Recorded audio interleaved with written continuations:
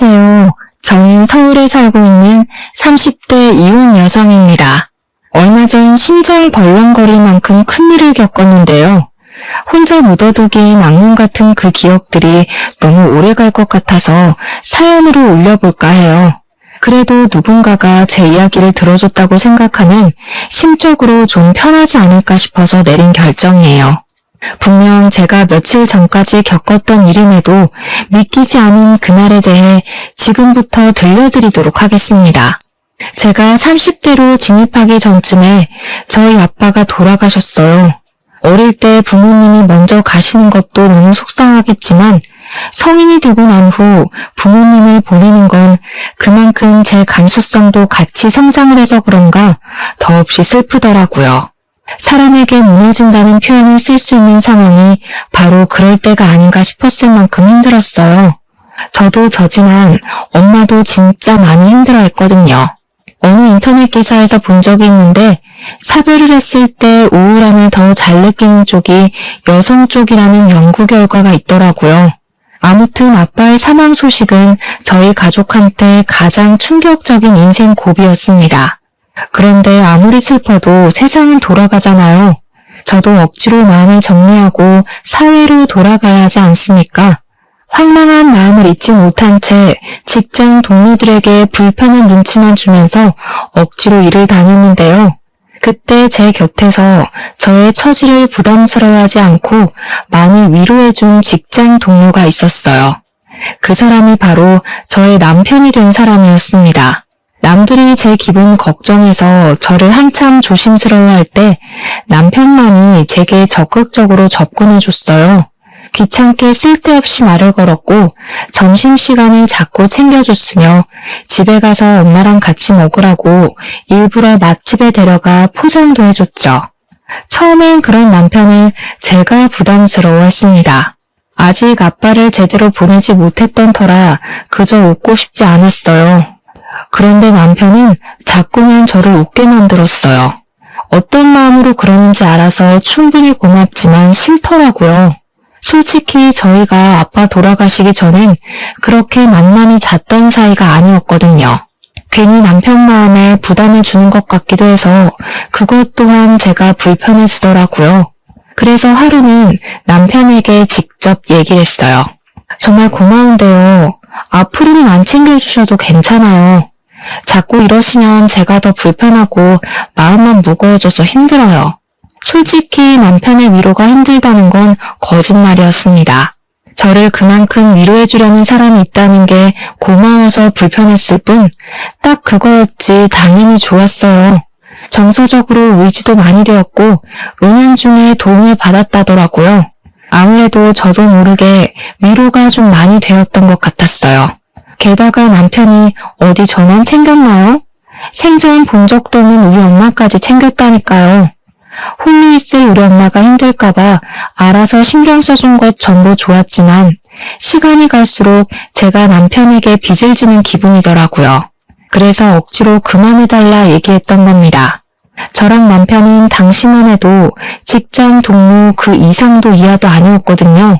그런데 거기서 남편이 제게 뜻밖의 고백을 함으로써 우리의 관계가 발전이 되었어요. 세상에 어떤 남자가 관심도 없는 여성한테 시간 내고 돈 쓰고 한답니까? 제가 그동안 그저 동료로서 친절을 베푼 거라 생각해요? 남편이 그날 새빨갛게 상기된 얼굴로 약간 서운한 듯 고백을 하는데 그때 저도 그만 홀라당 넘어갔던 것 같아요. 사람은 살다 보면 결혼할 운명이 딱 보인다던데 당시 저는 그게 바로 제 남편이라 생각했죠. 남편은 제가 만났던 남자가 몇 되진 않지만 그 중에서 단연 으뜸이었습니다. 또 제 나이도 마침 결혼 정년기였잖아요. 그러니 남편과 결혼 생각은 안 할 수가 없었죠. 저희는 결혼 약속을 하고 나서부터 더 속 깊은 얘기를 나눴어요. 저는 제 이야기만 하느라 남편에 대해 잘 모르고 있었는데 사귀고 나서 남편의 가정사에 대해 좀 들을 수 있었습니다.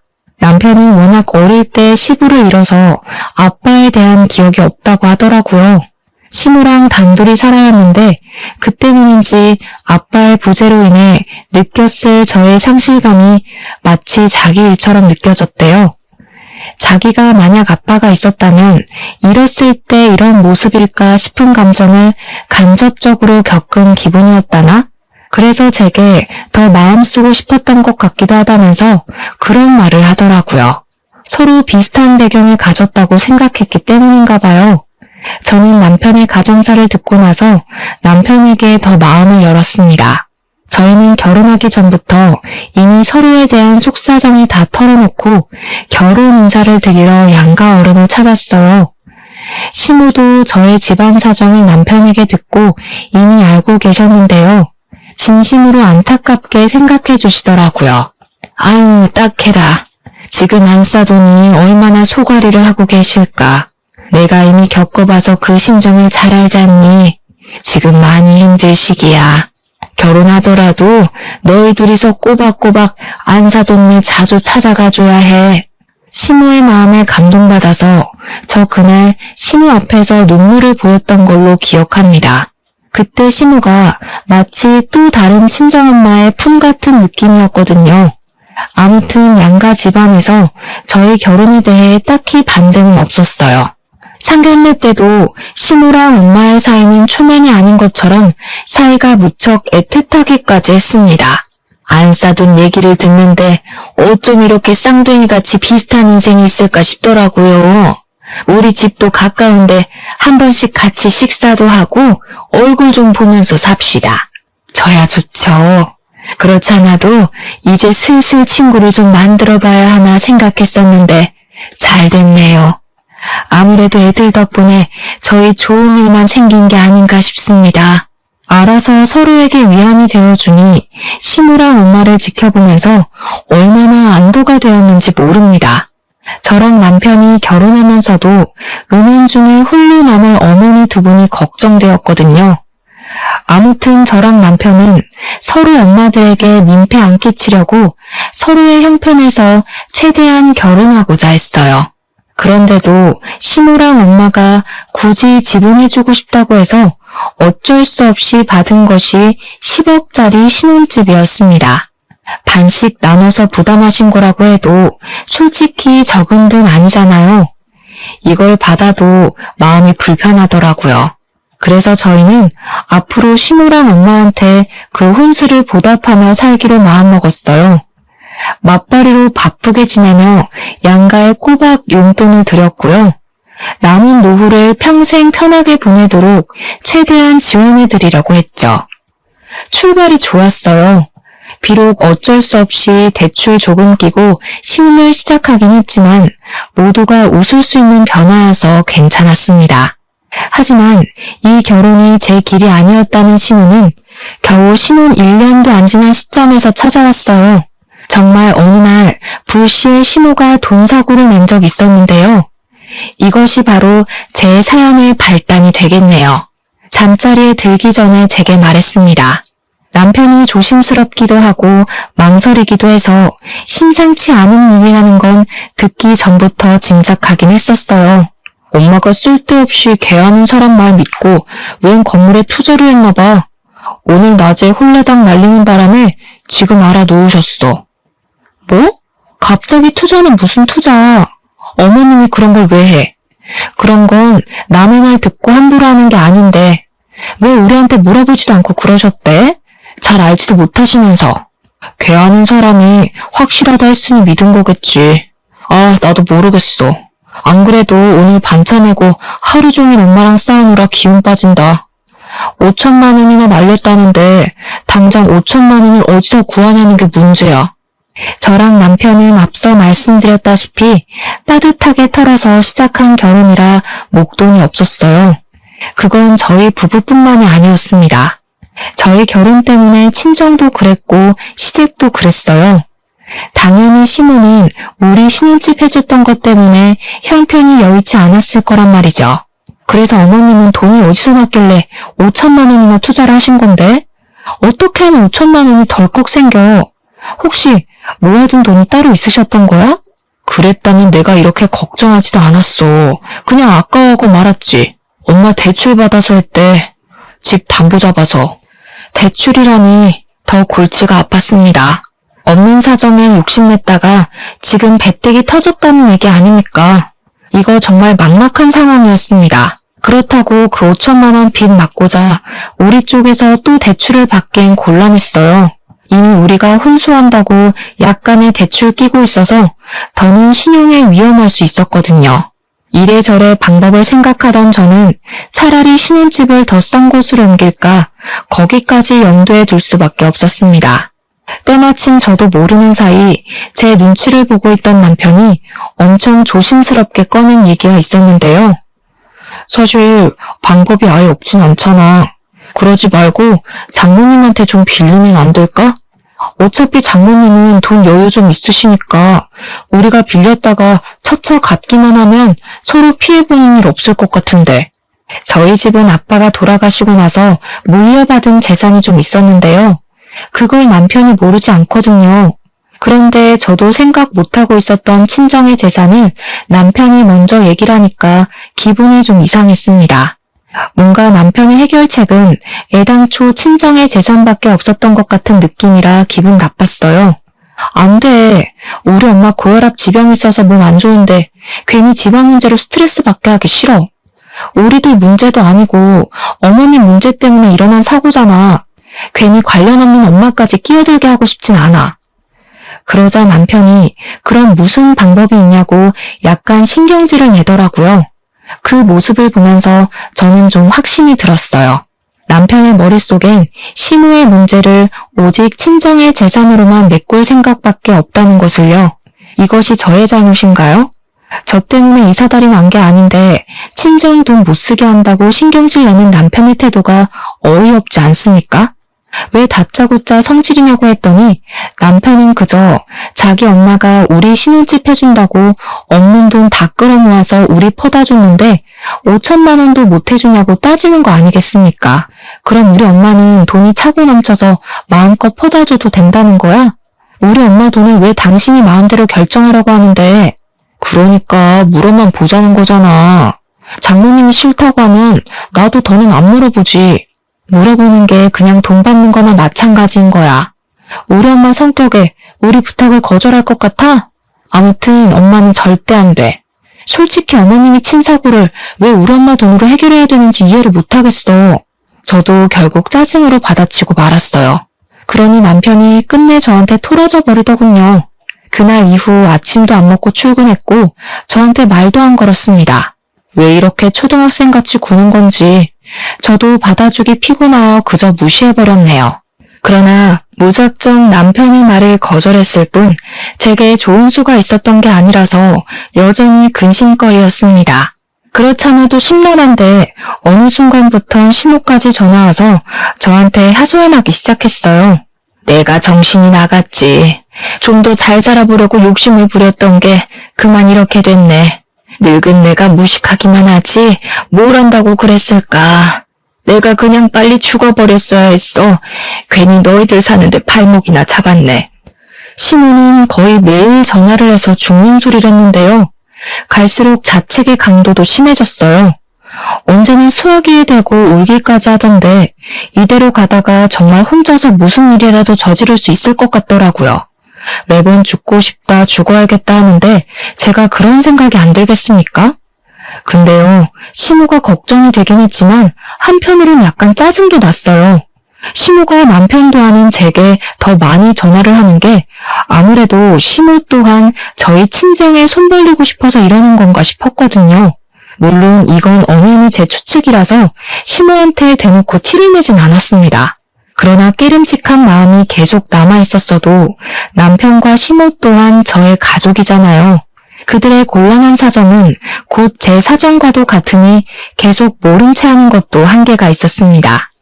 결국엔 엄마한테 부탁하는 방법뿐인 거다 생각하던 찰나 어느 날 갑자기 남편이 밝은 얼굴로 귀가하는 걸 보았어요. 눈에 띄게 달라진 안색에 물어보지 않을 수가 없었는데요. 맨날 제가 묻는 말을 씹기 바쁘더니 이번에 좋은 일 있냐고 묻는 물음에는 시모의 돈 문제를 잘 해결했다면서 대답해 주더라고요. 정말? 안 그래도 그 얘기 때문에 당신이랑 다시 한번 얘기해 보려고 했는데 어떻게 해결했어? 혹시 사채라던가 담보라던가 나쁜 방법 쓴 거 아니지? 네가 두 눈 뜨고 지켜보는데 그런 걸 내가 몰래 할 수 있을 리가 있었겠냐? 아무튼 더 이상 엄마 돈에 대해선 신경 안 써도 돼. 동창 친구한테 차용 좀 써주고 빌렸거든. 사업 성공한 동창이 마침 있어서. 뭐? 그 친구한텐 또 언제 갚을 줄 알고. 그 친구랑은 신용 확실한 관계 맞아? 무슨 동창인데? 나도 아는 사람인 거야? 그만 좀 캐물어. 어차피 당신 모르는 사람이고 이미 다 끝난 얘기야. 급한 불 먼저 끄는 게 중요하니까 어쩔 수 없잖아. 두 손 놓고 있다가 손가락만 빨 거야? 남편의 말도 물론 일리가 있었습니다. 그런데 묘하게 남편이 더는 제가 질문하지 못하도록 입을 막으려는 것 같은 태도를 보이는 것 같더라고요. 제가 조금만 더 깊게 물으면 그만 대답을 피하려고만 했습니다.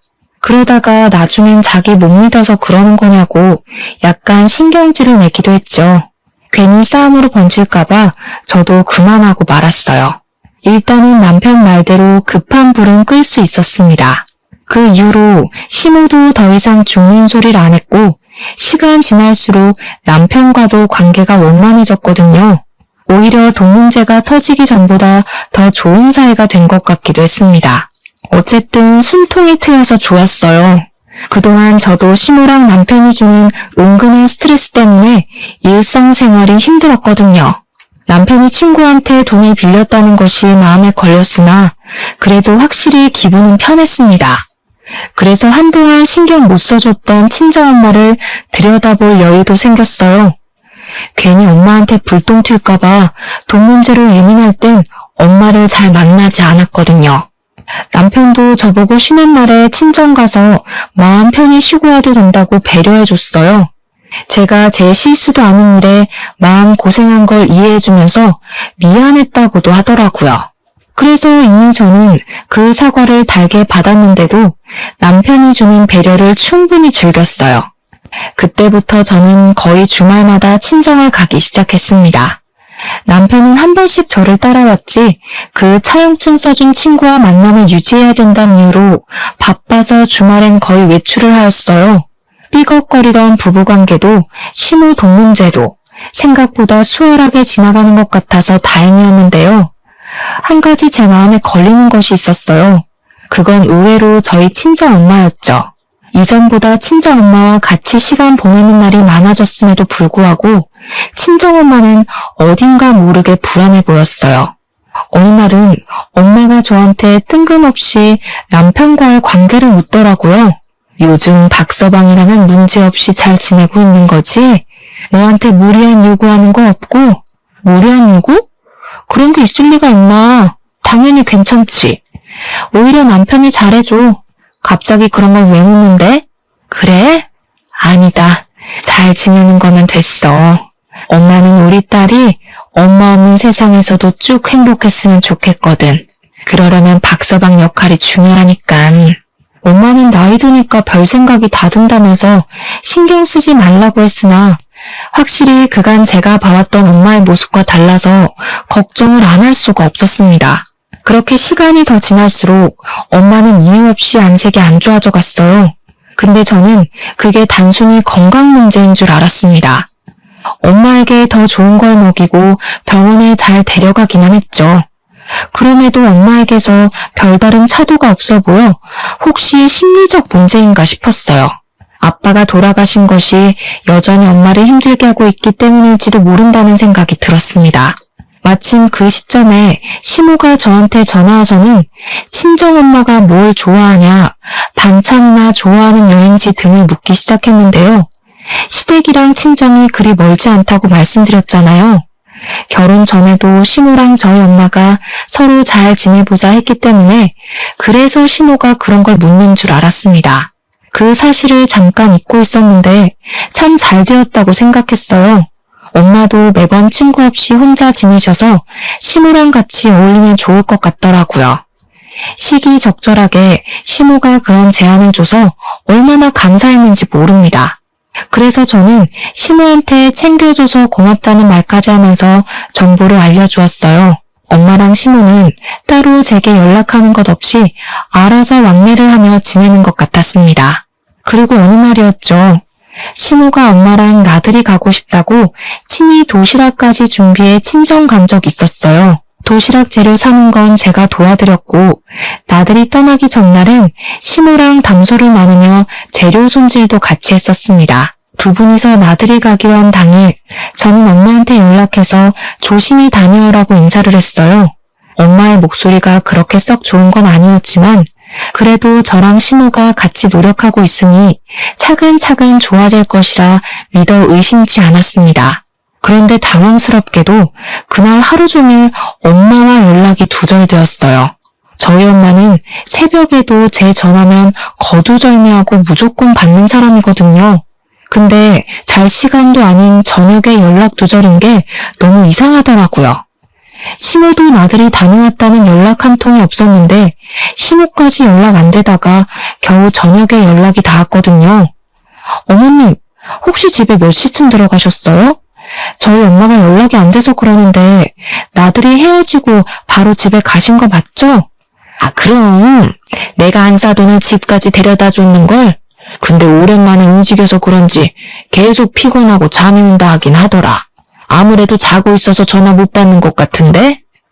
시모는 괜히 잠든 사람 깨우지 말고 내일 다시 전화해보라고 안심시켜 주었습니다. 자기가 분명 집에 들어가서 이불 펴는 것까지 봤다면서 제 불안한 마음을 계속 달래주었어요. 전화를 끊고 나니 남편까지 저더러 너무 걱정이 심하다고 말하길래 그런가 싶어서 그냥 잠자리에 누웠거든요. 그런데 아무래도 신경이 쓰여서 잠이 안 오더라고요. 혹시라도 엄마가 아빠 따라가 버릴까봐 그 불안감이 저를 무섭게 만들었어요.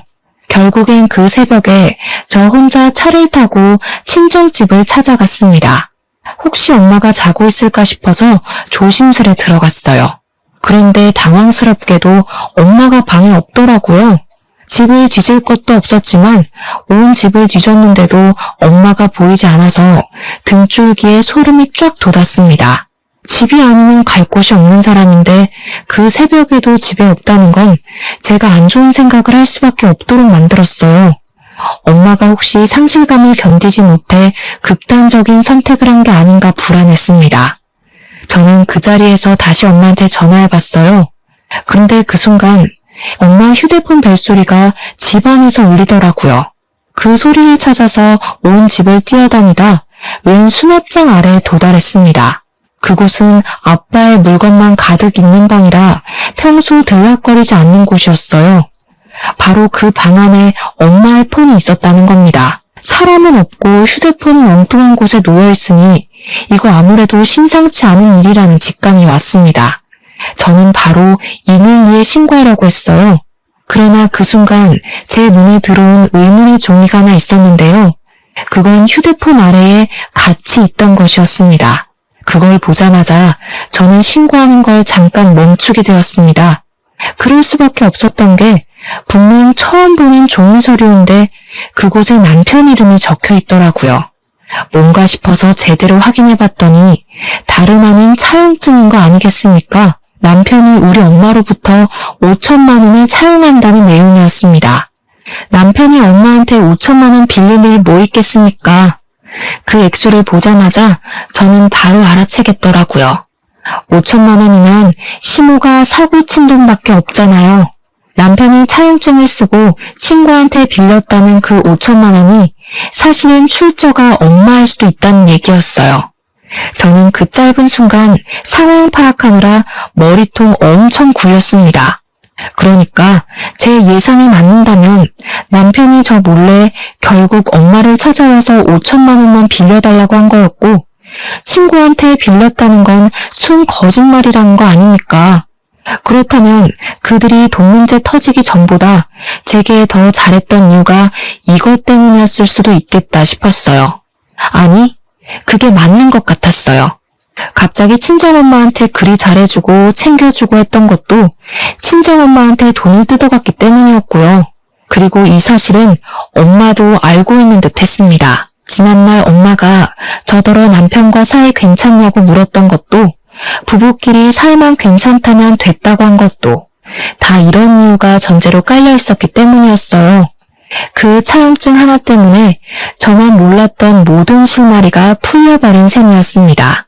엄마가 휴대폰 밑에 차용증을 같이 두고 외출을 했다는 건 제가 언제 한번 집에 찾아올 거란 걸 알고 취했던 행동 같았고, 이러한 실체를 제가 알길 바랬던 것 같았어요.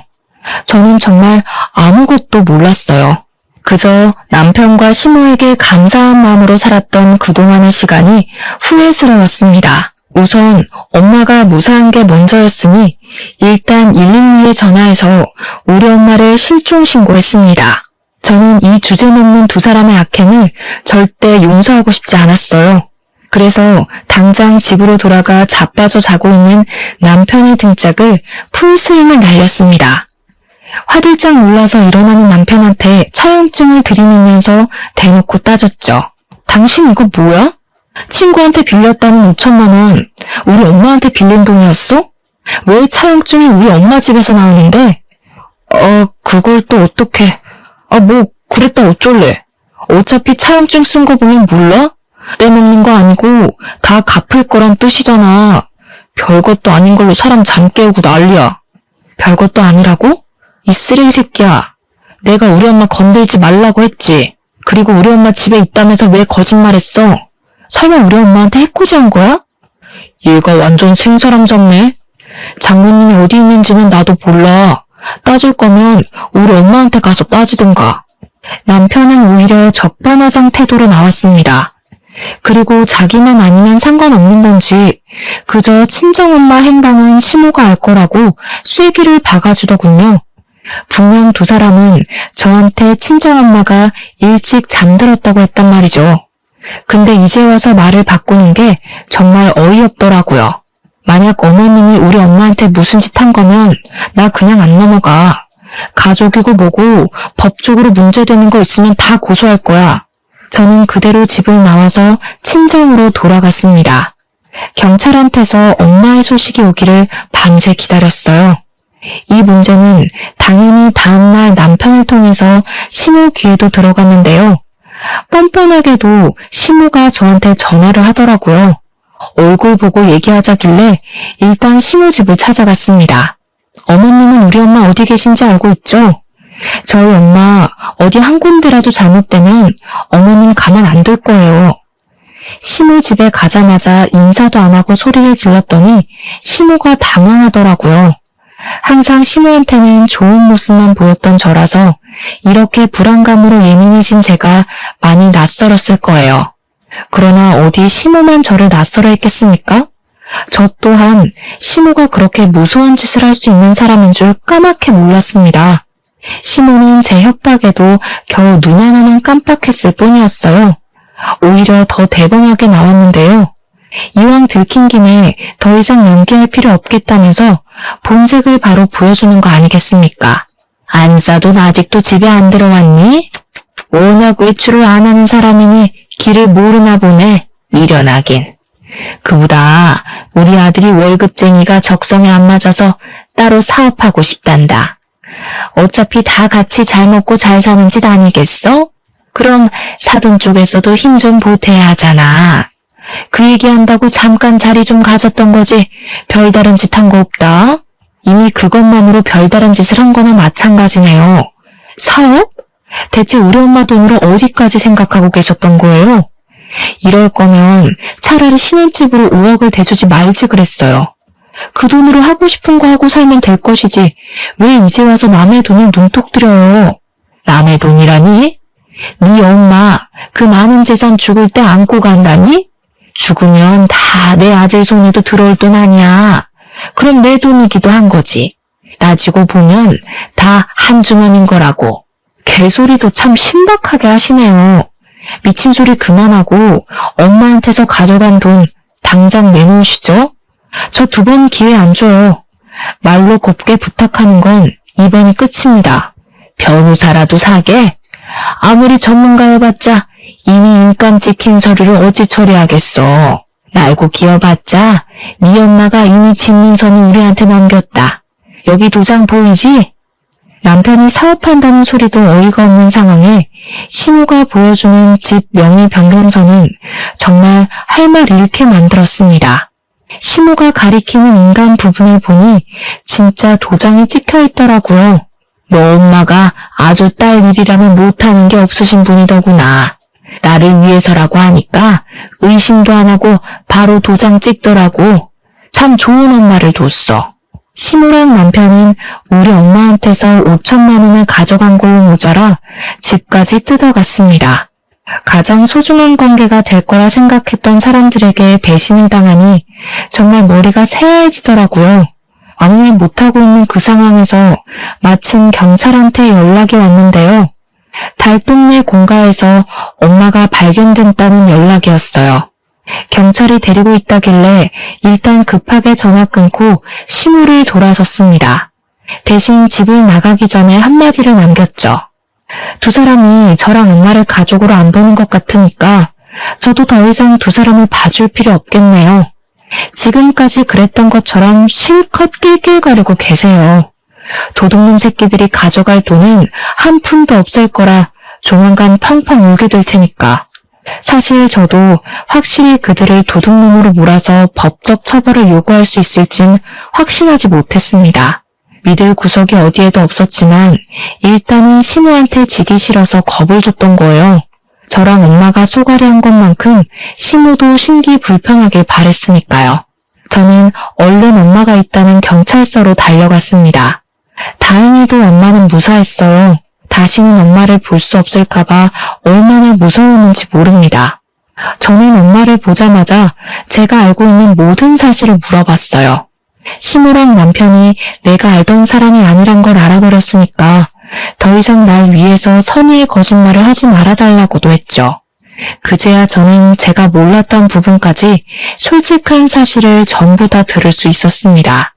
남편이랑 시모는 시모가 돈사고를 일으켰을 때부터 우리 엄마 돈으로 해결할 생각밖에 없었어요. 제가 거절하니 제 뒤에서 몰래 5천만 원을 뜯어낼 생각으로 따로 계획 중이었던 겁니다. 그래도 중간중간 저를 설득했으나 도통 안 넘어오니까 자기네들끼리 따로 찾아간 것 같더라고요.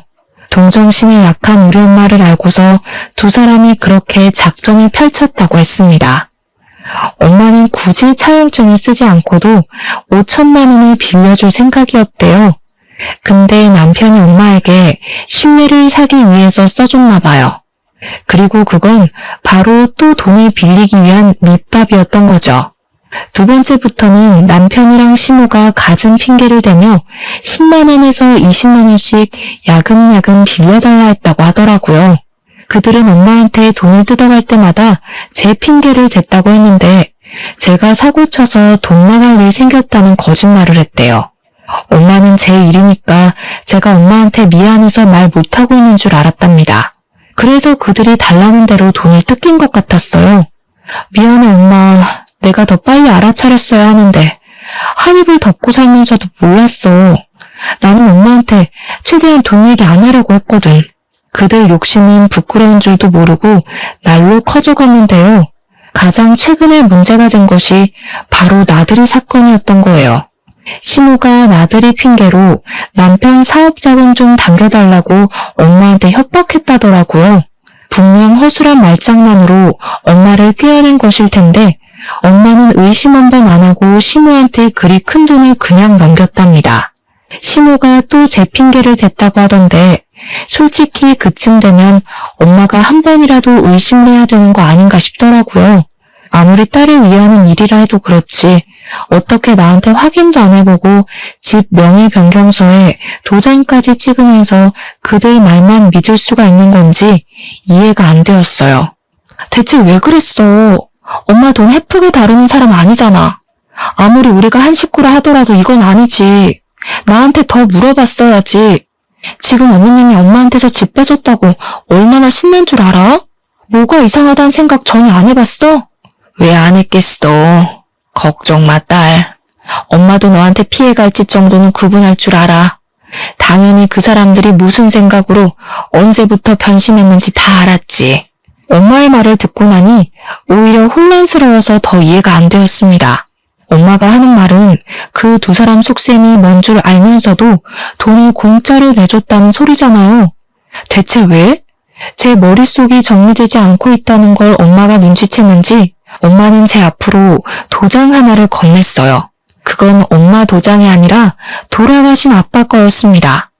아, 그걸 보니까 모든 게 이해되더군요. 이미 사망자인 인감을 받아봤자 시모가 가져간 증빙서류는 다 위조 서류가 될 게 뻔했어요.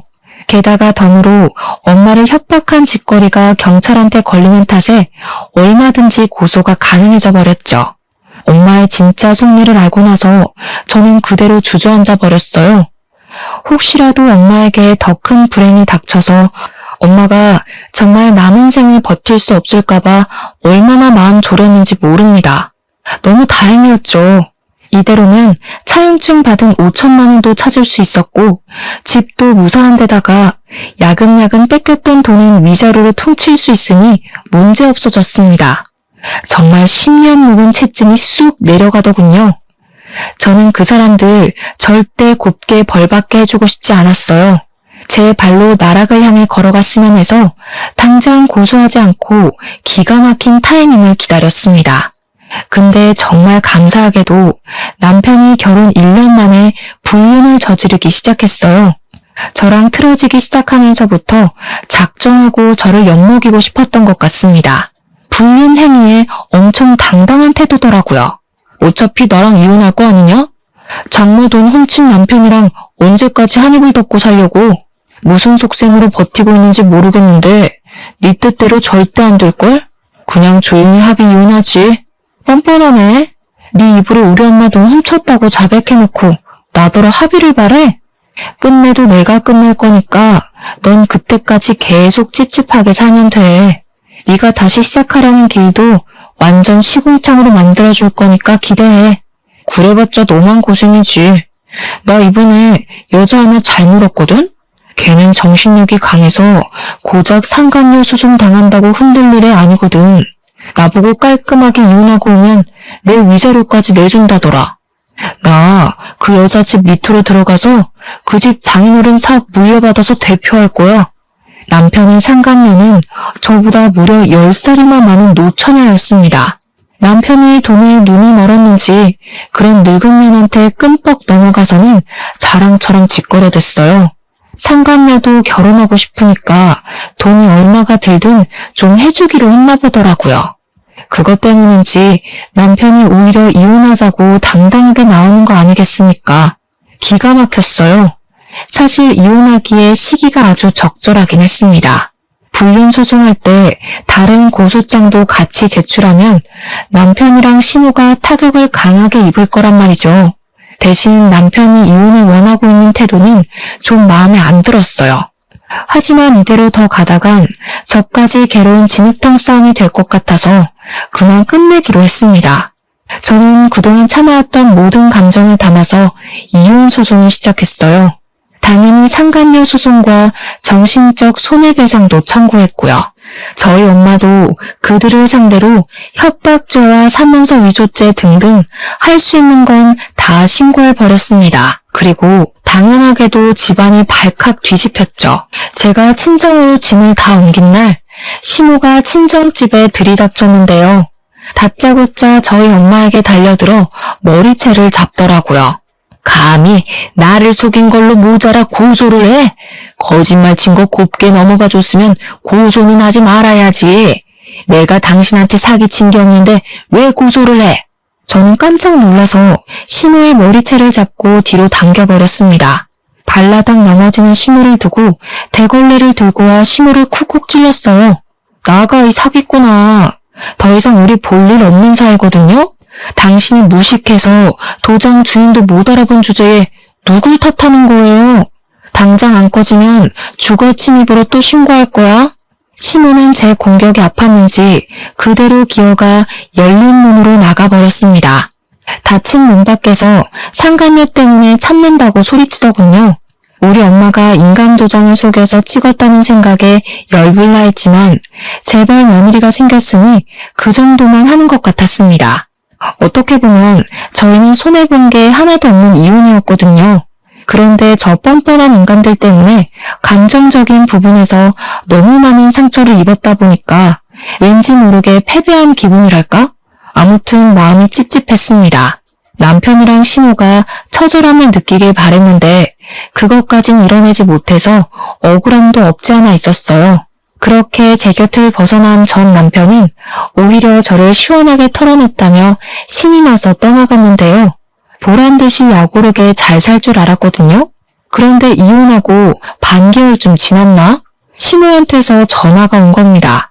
생각 없이 받았더니 충격적인 소식을 듣게 됐지 뭡니까? 갑자기 전화해서 이런 부탁하는 게 참 면목 없다는 거 안다. 그런데도 내가 너 말고는 어디 말할 데가 없어서 염치불고하고 전화했어. 제발 우리 아들 좀 살려다오. 시몬의 목소리를 벌벌 떨면서 제게 애걸하였습니다. 전 남편이 교통사고로 전신불구가 됐다는 충격적인 소식을 전하면서 말이죠. 대체 어떻게 된 건가 했더니 전 남편은 저와 이혼하자마자 원했던 3대로 절차를 밟고 있었대요. 상간녀가 이혼 축하 선물로 사준 차가 한 대 있었는데 허풍이 심하게 들어서 그 차를 타고 분수에 맞지 않은 짓을 하고 다니다가 음주사고를 내고 말았다네요. 결국 전 남편은 무고한 생명 하나를 잃게 만들고 자기는 장애를 얻었다고 합니다. 근데 중요한 건 여기서부터였어요. 이미지가 워낙 중요했던 사업가인 상간녀 집안에서 전 남편의 사고 소식을 접하자마자 쓸모없게 됐다며 바로 손절을 해버렸다는 겁니다. 원래도 상간녀만이 전 남편을 좋아했지 상간녀 집에서는 전 남편을 탐탁지 않아 했대요.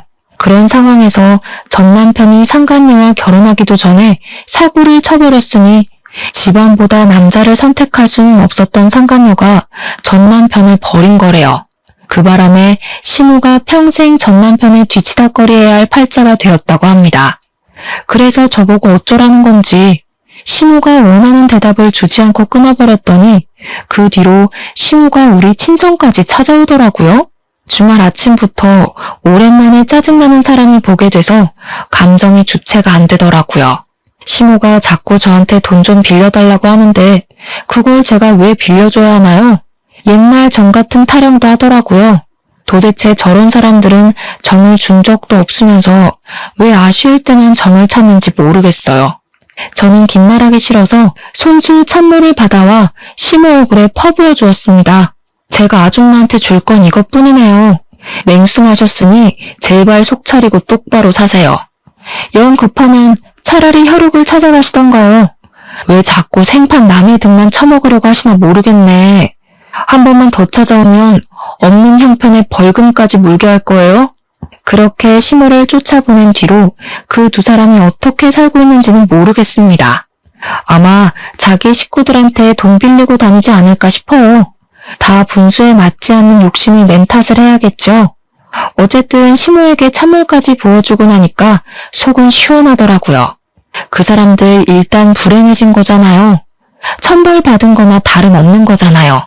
제가 바랬던 처절한 인생에 근접하게 된 것 같아서 이게 웬 떡인가 싶은 마음이 들더라고요. 세상에서 제일 괴로운 감정이 후회라고 생각하거든요. 그 사람들은 아마 죽기 직전까지 후회하면서 살다가 허송세월 보내지 않을까요? 그것만으로 저는 만족합니다. 결혼해 봤으니까 두 번은 안 하려고요.